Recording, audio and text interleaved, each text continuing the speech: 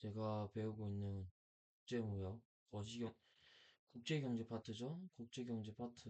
오늘 저번에 수업에서 배웠는데, 이거 오늘 복습을 한번 해보겠습니다. 음, 요즘 안 봐도 되고요. 먼저 국제무역의 이익을 한번 봅시다. 이렇게 큰 의미가 없어도 전 복습을 해야 됩니다. 자, 국제무역의 의미는 뭐냐? 국가 간에서 이루어지는 상품과 서비스의 교환을 국제무역이라 하고요. 발생 원인의 경우에는 이제 생산 자원의 보존량, 생산 기술 수준, 지질 조건의 차이로 인한 생산비 차이가 있죠. 이게 요 발생 원인에 가장 크게 이제 하는 게 뭐니까 산유국 이제 생산 자원의 부존량이 뭐지? 모르겠다. 오케이. 생산 기술의 수준이면은 이제 생산 기준 그걸 하면은 이제 이게 있겠죠. 우리 대한민국 같은 나라를 선진국이라고 합니다. 선진국. 그렇죠? 하고 선진국과 대립되는 관계에 있는 데를 도시 개발도상국, 줄여서 개도국이라고 하죠.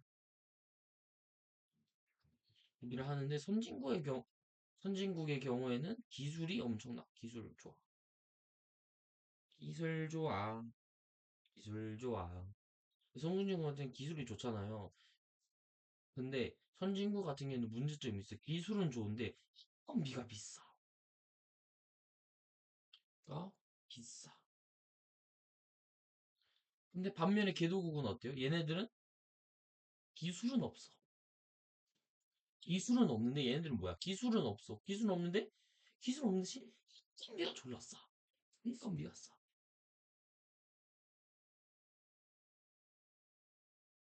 인건비가 싸죠 많이. 인건비가 많이 싸니까 이제 생산 기술의 수준에 따라서 이제 뭐냐 우리 한국 기업에서 뭐 삼성이나 LG 그런 데서 이제 해외에 공장들을 짓고 그래서 그러는 거고요. 그럼 또 국제무역의 상품과 서비스의 교환이니까 그런 것도 국제교역에 물에 들 수 있습니다. 그다음에 지리적 조건이면 요즘 뭐 이란이랑 뭐 미국이랑 전쟁하면서 올쇼크 뭐 제3차 올쇼크 날 수도 있다 딱 하는데 어쨌든 요즘 트럼프가 많은 일을 하고 있습니다. 그래서 지리적 조건의 차이면 당연히 요즘에 가장 떠오르는 키워드는 석유겠죠? 항상 인류 문명이 있어서 현재까지 석유는 대체할 수 없는 자원이니까 뭐 조금씩 대체가 되고 있긴 한데 아직 석유를 완전히 대신한다 보긴 힘들죠. 뭐 일론이 뭐 전기차도 좀 열심히 만들고 있고 잘하고 있지만 제 관점에서는 아직 그렇게까지 상용화된 건 아닌 것 같고 아마 한 3년, 5년 안에는 좀 디젤차나 그런 게 많이 석유로 돌아가는 석유차 좀 줄어들고 전기차 쪽이 많아지지 않을까라는 생각이 듭니다. 그러면 생산비 차이죠. 아까 제가 공장 설명했던 건 생산비가 다르니까. 그다음 국내 거래와 차이점은 뭐냐면은 이제 각각 법과 제도에 따라 생산 요소 이동이 제한돼. 이거의 사례로 따지면은 나라가 어디였냐? 그 이슬람이었나? 이슬람 쪽 어디 나라에서는 이제 소고기를 못 먹어. 소고기 안 먹고 종교적인 이유로 소고기를 안 먹죠. 그다음에 돼지고기 더러워서 안 먹어. 왜 안 먹지? 맛있어요. 돼지고기 그래야지. 구울까? 아 됐다. 어쨌든 뭐 돼지고기 그런 것들 이런 거 안 먹는 안 먹는 나라 있잖아요. 뭐 이런 나라에는 솔직히 이런 돼지고기를 안 먹는데 돼지고기를 수입하진 않겠지 당연히. 그치? 그쵸? 그다음 각국 화폐 제도 단위의 차이로 인해 환율이 발생. 환율 너무 중요하죠, 환율. 이거 환율 갖고 이제 주식도 오르내리락 하잖아요. 보면은 달러 요즘 얼마냐? 1,400 하나? 1,400인가? 뭐 어쨌든 이거는 이제 수업 시간에 하는 건데 넘어갑시다. 그다음에 국제무역의 이익은 무엇인가? 국제무역의 이익 같은 경우에는 가격이 하락하죠. 근데 가격이 하락하면 말이 좀 이상해 보일 수도 있는데 이 가격이 하락한다는 두 가지 의미가 있다. 먼저 소비자로서의 의미를 보자면은 소비자는 이제 생각해봐요. 우리가 외국산 물품을 사. 우리가 맨날 테무에서 물건 사죠. 왜 테무에서 왜 사? 중국산 제품이잖아. 그러니까 사는 거 아니야. 그래서 적으려면 외국산 상품을 구매할 수 있다고. 그래서 이제 가격 하락이 소비자 가격 하락이고요. 근데 생산자는 더 저렴한 원자재와 반제품을 구매했어. 반제품이 뭔지 몰라. 근데 원자재는 뭐야? 만들 때 쓰이는 기초적인 물품 아니야? 그것도 중국이 싸단 말이야. 철강 같은 철강 산업 같은 데 보면은 중국이 하는 게 되게 많죠. 근데 중국이 좀 이상하게 만들긴 해. 이상하게 만들긴 하고. 그다음에 다음으로 넘어가면 선택폭 확대인데 우리가 뭐 자국 물품 쓰는 거 아니잖아요. 외국 물품 쓰잖아요. 지금 쓰고 있는 컴퓨터도 윈도우 OS 쓰고 있는데 외국 거죠? 윈도우 OS. 그다음에 자사에서 진행하는 제한 및 획득 다양한 상품의 선택 기회를 제공한다. 우리 삼성도 쓰고 애플도 쓰잖아요. 삼성은 국내고 애플은 외국이다. 요즘 애플은 애들 많이 쓰던데. 애들 요즘 돈이 많나 봐요. 막 맥북도 아이패드 막다 들고 다녀. 각국의 부존 자원 차이. 천연 자원 수입했고 생활용수 80% 마이너스 수입한다. 예, 너무 지루하고 재미없는 말입니다. 이게 이런 것도 알아야 되긴 하는데 저는 싫어요. 이런 거 알기. 그다음에 규모의 경제, 시장 규모가 확대할수록 상대하는 평균 비용 감소한다. 당연한 말 아닌가? 자, 자, 이제 한 개만 생산하고 있어. 한 개만 생산하다가 막 존나 많이 생산해. 그럼 생산량이 증가할 거 아니야. 경쟁해서 공장 더 짓고 막 그럴 거 아니야. 응? 공장 더 짓고 그러면 비용도 감소하고 그러지.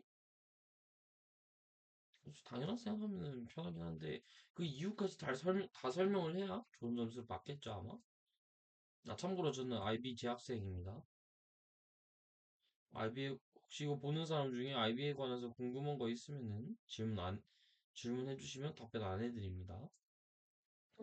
장난이에요. 생산 증가의 분업화 정도에 따라 있는 생산성 효율성 향상. 그다음에 국제무역의 이름 뭐냐? 경쟁이 심해. 이게 경쟁이 참으로 중요하죠. 네, 효율성 향상. 경쟁하면 뭐 누구 경쟁시킬까? 뭐 삼성이랑 애플이 대표적이겠죠. 뭐 관점이 들고 경쟁하긴 하지만 음, 이제 음, 그러니까 삼성이 애플 이기려고 막 존나 싸게 내나 그럼 우리 같은 서민들은 너무 이득이잖아요. 그럴 수 있다.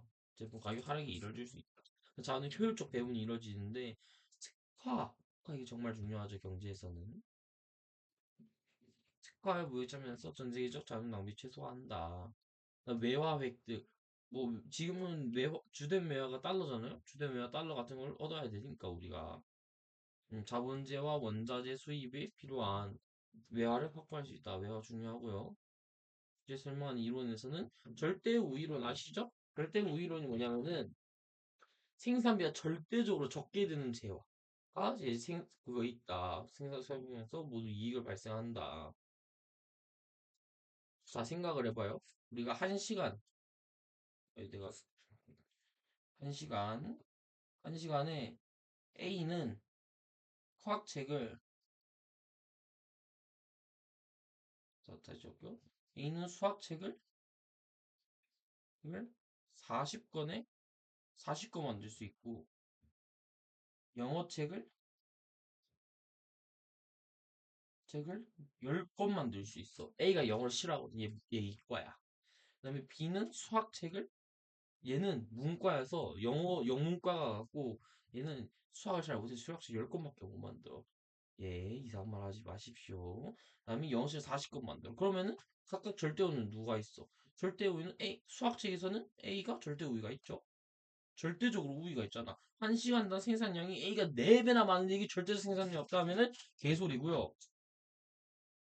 그 다음에 B 같은 경우는 영어가 한 시간보다 4배 이상 생산을 하니까 B가 좀 더 절대적 우위가 있죠. 이거 없다 하면은 개소리입니다. 말 잘못했으면은 뭐 댓글 저 사람이 있을란가 모르겠네. 어쨌든 그래서 절대 우위가 있는 거고 근데 한계로는 한국과 모두 이제 모두 무조건 절대 우위가 발생하는 경우는 없어. 응. 이게 이제 약간 예시적으로 이렇게 설명을 할 수가 있는데 사실 현실적으로 따져보면 다 힘들긴 해요. 그래서 이런 절대 우위의 그래 절대 열비는 뭐냐? 이제 A는 40건 40건을 만드는데 B는 10건 10건 만들면 얘는 절대 우위잖아. 얘는 절대 열이고. 그냥 이 경우에 발생하는 왜 이 경우에서 우역이 발생하는지 설명을 못 하잖아.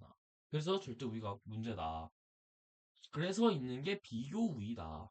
비교 우위론이다. 이 비교 우위론은 기회 비용이 제일 중요합니다. 기회 비용. 기회 비용이 가장 중요하고요. 기회 비용이 더 작은 재화의 특화. 특화가 뭐냐? 아까 말했던 것처럼 얘가 A가 1시간 동안 수학책 40권을 만들 거야. 그럼 이게 1시간 동안 A 수학책 40권만 만들 거야. 그럼 A가 수학책을 특화하는 거고. 그럼 B가 그럼 B가 나 이- 그럼 B가 이제 영어책은 난 1시간에 40권을 만들 거야 라고 하면은 이제 영어책에 대한 B가 특화를 하는 거다. 오케이? 오케이. 그래서 요 비의 비용이 더 전에 특화하여 교환하면서 무역 참여국 모두에게 이익이 발생하게 하는 거다. 뭐, 스테이크 같은 경우에는 프랑스랑 폴란드의 치즈와 와인을 예시로 들었는데, 그냥 간단하게, 이걸 하겠습니다. 자, 기회비용이 뭐냐면은 선택을 한 포기의 대가거든. 선택을 한 포기의 모든 대가. 이거 좀 많이 더러워졌네? 잠깐만요, 지울게요. 자, 40건, 10건, 10건, 10건, 40건이잖아요. 그러면은 A가 1시간 동안 수학책 40건을 만드는데, 그럼 1시간을 투자한 대가로 영어책 10권을 포기를 했어. 그럼 뭐 어떻게 돼? 어떻게 되냐? 영어책 한 권이 수학책, 영어책 한 권을 만드는데 수학책 4권을 희생했어. 근데 수학책을 만들면 영어책 4분의 1권씩 희생한 거죠. 맞나? 아닌 것 같아. 이게 아닌 것 같아. 음. 뭐 어쨌든 그렇게 기회비용을 따져야 되는데 기회비용 잠깐만요. 기회비용 어디 있니? 모르겠어요. 넘어가요. 넘어가면 안 되는데 이거 잠깐만 이거 좀 공부 좀 해보자. 생각을 해봐. 기회비용이잖아. 얘가 지금 수학책을 만든다고 지금 영어책 10개를 포기했어. 그러면은 영어책 기회비용이 요 수학책에 대한 영어 비용이 4고 그런데 자 영어책을 만드느라고 수학책 40개를 했어. 그럼 수학책 4분의 1인 건가?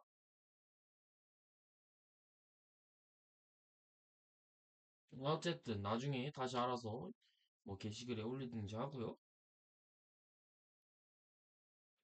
치즈 3. 어쨌든 뭐 이건 뭐 예시드니까 넘어갈 거고요.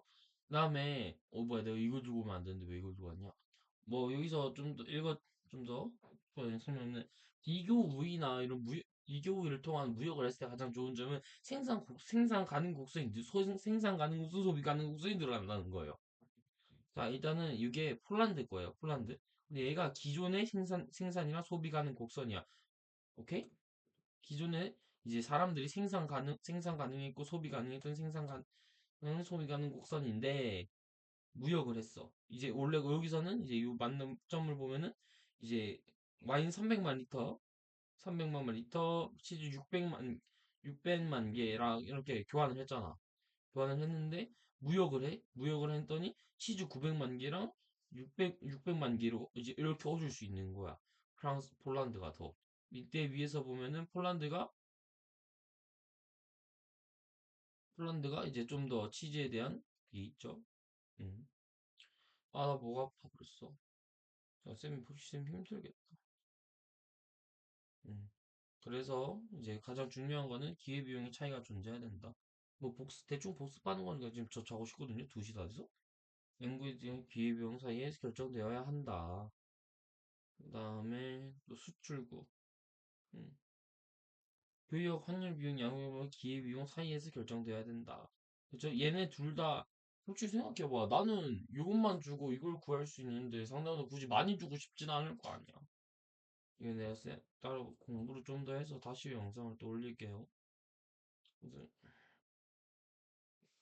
절대오 이론과 비교 이론은 저리가 연습하는 결정 요인, 생산 요소의 생산성이 결정된다. 자본 집약 전근에 기계와 설비가 많이 필요한 거, 노동력 많이 필요한 재화, 교육이 훈련, 뭐 이 개독 같은 거 되겠고, 천연달님 마누라의 부러운 놈들, 지형선정 고트. 자, 비교를 한 게, 진짜 완전한 정보를 가진다고 간다. 이건 불가능해. 완전한 건 없어, 세상에. 현실적인 거라면 운송 비용을, 그치. 여기서는 운송 비용 같은 건 인식 생각을 안 해. 생각을 해봐. 우리가 지금 가장 멀리 있는데 어디냐? 야, 우리랑 완전히 거의, 와, 아니, 존나 먼데 있다 생각을 해봐요. 그럼 거기까지 가는데, 거기까지 운송하는데 50억이 필요해. 운송 비용만. 그럼 굳이 그 거래를 하겠어? 이제, 거기 거래함으로써 얻는 이윤이 50억 플러스 알파, 그다음에 뭐 거래하는 것까지 플러스 알파가 되지 않는 이상 거래를 안 하잖아. 그래. 그럼 운송 비용을 고려를 해야 될 거 아니야, 현실에서는. 그다음에 이국 이제를 가져오는데, 그러니까 이국 이제 뭐냐면은 두 개의 나라 두 개의 재화를 통해서 고민을 하는데, 사실 어떤 나라가 두 개씩 거래 개소리지. 그래서 이론적인 한계가 있다 이렇게. 생산률의 완전한 이동성. 그냥 산업 동사 다른 사람이 아무리 비용이 있을 수 없지 뭐. 다시 배워야지. 배워야 되잖아. 생산 요소 이동이 엄마가? 아니고. 불변명 규모의 경제가 없다고 가정한다. 아, 규모의 경제 좋다. 이거 복습하고 올게요. 앞에 거. 일단은 요영상은 여기서 끝. 빠이.